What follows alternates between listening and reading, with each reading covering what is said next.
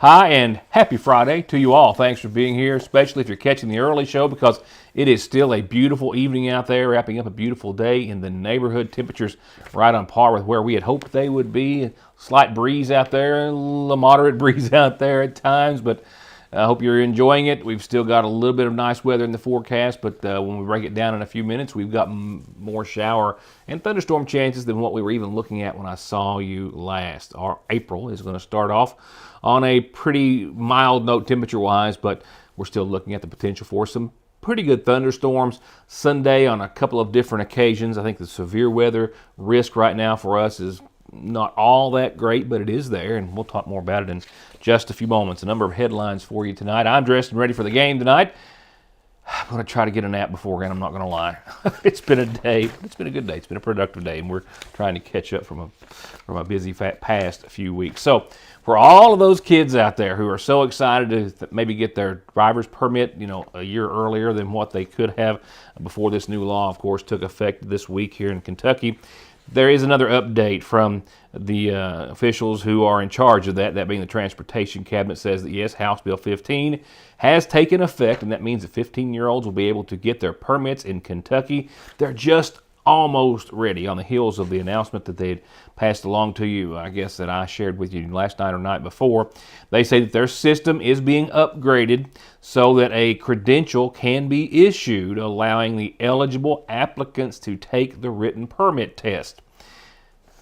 It's all about the computers. As early as April the 2nd, which is, of course, next week, they hope to be ready, and where 15-year-olds can make an appointment and be ready to take their permit. Now, for anyone who has made an appointment before that, please reschedule with the Kentucky State Police to prevent delays. You can sign up at sign up at drive.ky.gov to get email updates and be notified when the system is ready. You need to go ahead and get all your necessary documents ready: birth certificate, social security card, and school compliance verification form, and start studying. Start studying for that written test. The official Kentucky Driver's Manual can be found on the Kentucky State Police website, and it's pretty easy, and you can still get a hard copy, of course, as well, should you like one. The new law only allows more time for eligible drivers to hold a permit.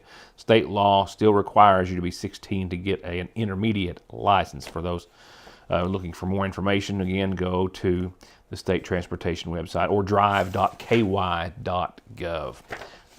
It's going to be interesting to see how many 15-year-olds take advantage of it.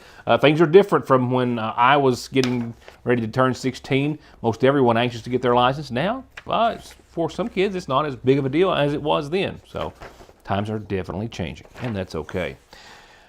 Another Eastern Kentucky man is the subject of an investigation for threatening a judge. This time, Pike County Judge Executive Ray Jones. Just a few weeks after the still ongoing investigation began into a Knott County man reportedly threatening to harm and kill Circuit Judge Kim Childers, another report out this evening, this time again in Pike County, where authorities allege that Pike County Judge Executive Ray Jones was the subject of a threat that was posted online, and that has increased the potential penalty. And this man, as a result, has been indicted in federal court after threatening to kill Judge Ray Jones via a video that he posted on Facebook just on February the 27th. He threatened to kill the judge, posted it online, and as a result, that makes it a federal offense, which is punishable by up to 5 years in prison and a fine of about $250,000. Ferguson has since been arrested and placed, after doing so, in the Pike County Detention Center.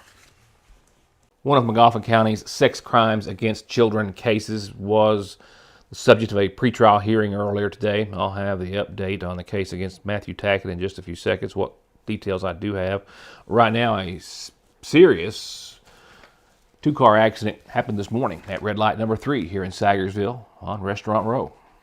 The collision, as serious it was, I'm glad to report, was not as serious, apparently, as the injuries, as the drivers of both vehicles, a passenger in one, that being the SUV here, which was turning to go on to Tom Frazier Way, All were out of the vehicle upon arrival of most emergency personnel and refused medical treatment at the scene. However, the driver of this pickup truck, a local man, did suffer some injuries and possibly may seek medical attention or may have sought medical attention afterward. But nonetheless, it appears as though, according to Magoffin County Sheriff's Deputy Tim Clark, the dark-colored SUV here was turning onto Tom Frazier Way and collided as such with the white pickup truck, which was traveling, and I believe it was east on 114.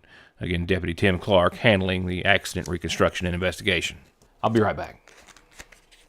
Colin Mockery and Brad Sherwood, the dynamic duo from television's Whose Line Is It Anyway, are coming to town, and they're asking for trouble. Our show is completely made up. Prepare for a side-splitting interactive extravaganza as these improv wizards hit the stage, serving up a night of unscripted comedy gold. It sounds like a big waste of time and a lot of money. It is.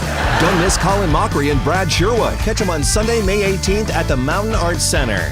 Get your tickets today at macarts.com. For whatever reason, if your working days are over, don't do anything before you meet Grover. Social Security, disability, SSI, work injuries, wear and tear, and hearing loss. 888-9-GROVER. Every season brings its own challenging driving conditions and some more than others. Stay up to that challenge at Conley's. Check out their monthly specials on the best tires. Their $35 computer diagnostic and over 30 years of brakes and oil and maintenance to keep you rolling. Conley Tire in Staffordsville and conleytire.net. I wonder, could this be our last trip together? What if I upset him? He might never call again. But what if I don't say anything? Hey, Dad. Is something wrong? Actually, are you okay?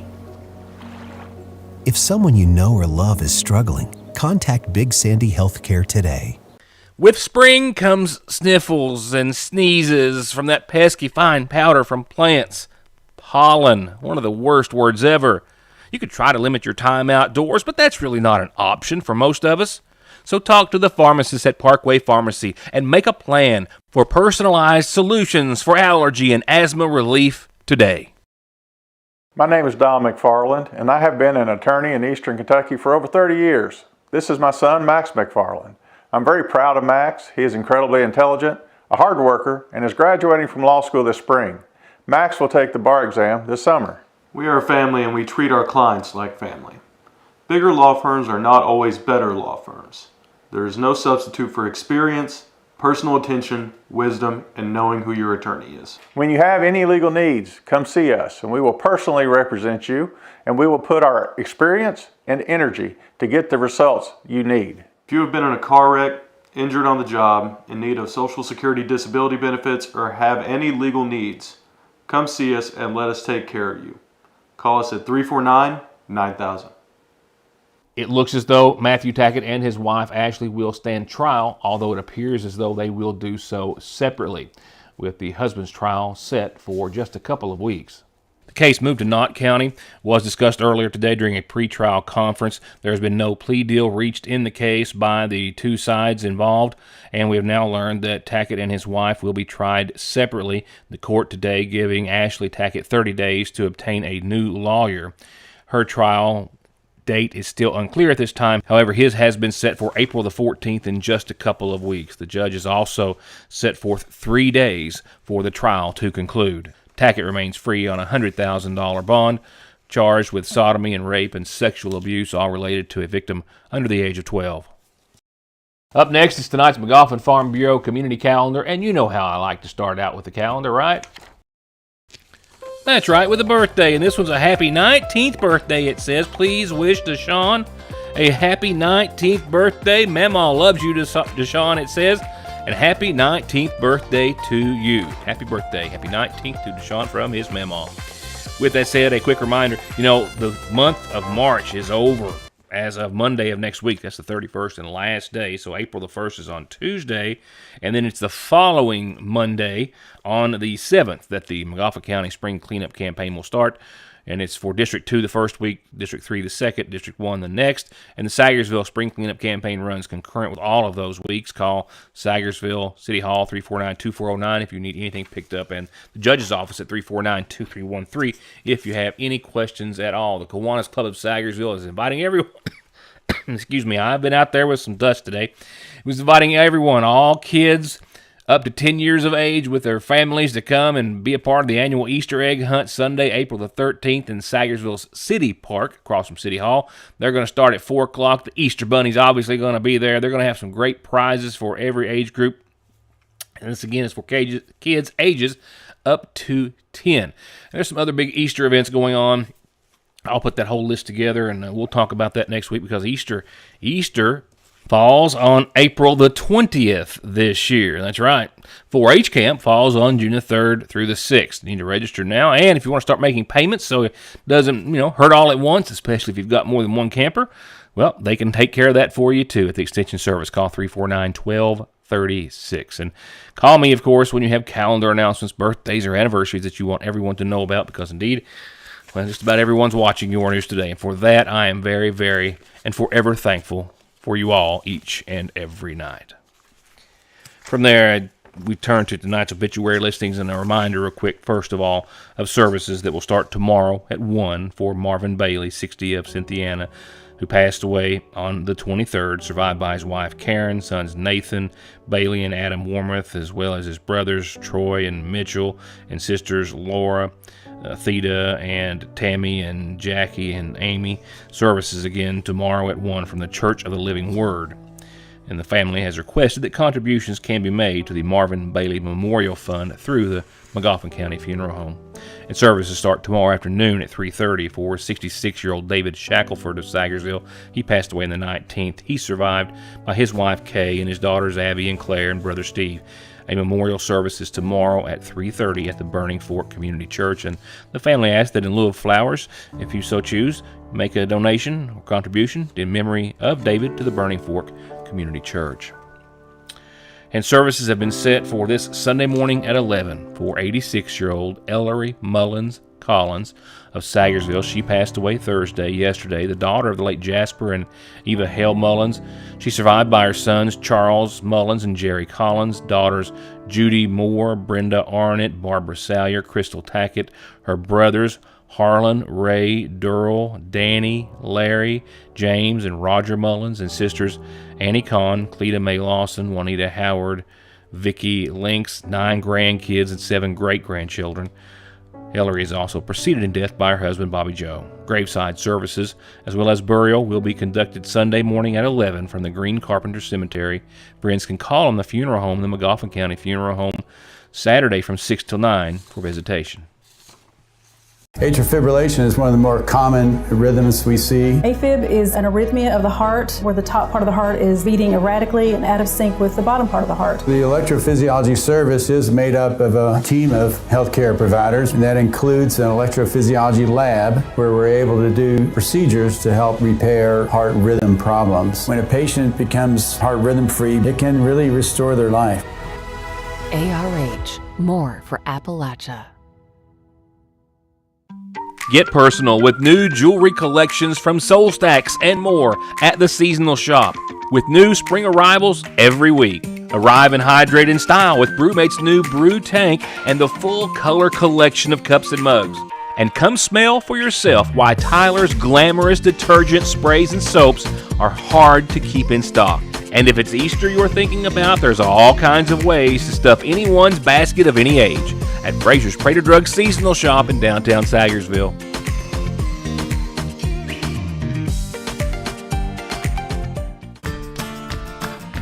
I believe in Kentucky. I believe in Kentucky. I believe in small town values. And mom and dad and the things they handed down. I believe some of the best people in the world are farmers. I believe in insurance that protects families, homes, and cars. I believe in always finding a way to do what you love. I am Kentucky. I am Kentucky. I am Kentucky.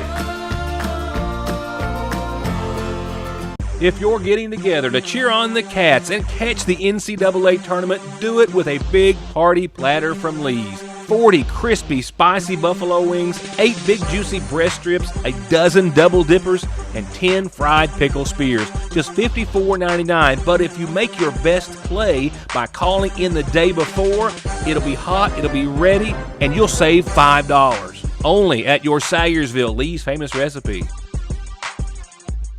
SMB is proud to stand with you with what might be your very first and definitely last checking, savings, retirement, even Christmas Club account, along with consumer, auto, mortgage, business loans that you can easily manage from anywhere in the world with safe, secure mobile and online banking that comes from over 120 years of commitment to your financial life and well-being, today, tomorrow, and forever. Salyersville National. And that leaves me with just your forecast tonight, and it leaves us looking at the potential for some severe thunderstorms on the latter part of your weekend. I think Western Kentucky has a better shot. We as well have several shots of some showers and more than one chance than Sunday of some thunderstorms. Pretty much after today, there is at least a chance of showers and or storms every single day through this time next week. 84 degrees. That was our high in downtown Salyersville today. Absolutely beautiful. 81. Well, nope, just dropped to 80 just a few seconds ago. We had winds up to 24 miles per hour in downtown area earlier today. Right now, just a light wind of about 5 or so moving out of the west. Humidity down 33%. No surprise. No rain to speak of, obviously. Sunrise at 7:24 and sunset at 7:53. While it's still Sunday night that we want to keep our eye on. Now, we were in a marginal risk category earlier this week. It's been upgraded as of late for the past day or so to a slight risk category. And we're just going to have to keep an eye on this. It's going to be, odds are later Sunday that this will be the worst round. Not the first round, but the worst round of any severe weather. So just keep your eye on the weather conditions. This could bring about just some really good strong showers and thunderstorms, winds, maybe some hail, thunder, lightning, you know the drill. But between now and then and after, let's take a look at your 7-day. 56 when we finally get to the low for tonight. Southwesterly winds still anywhere from 5 to 20 at times. They're going to be waning, of course, under mostly cloudy skies for the rest of your Friday. With those mostly cloudy skies lingering and hanging on into your Saturday. Saturday, tomorrow, there's not going to be any showers to speak of during the day. Just mostly cloudy. Again, close to 80. Again, breezy, up to 23, 25 miles per hour or so at times out of the southwest. So much like today, perhaps a little more cloud cover.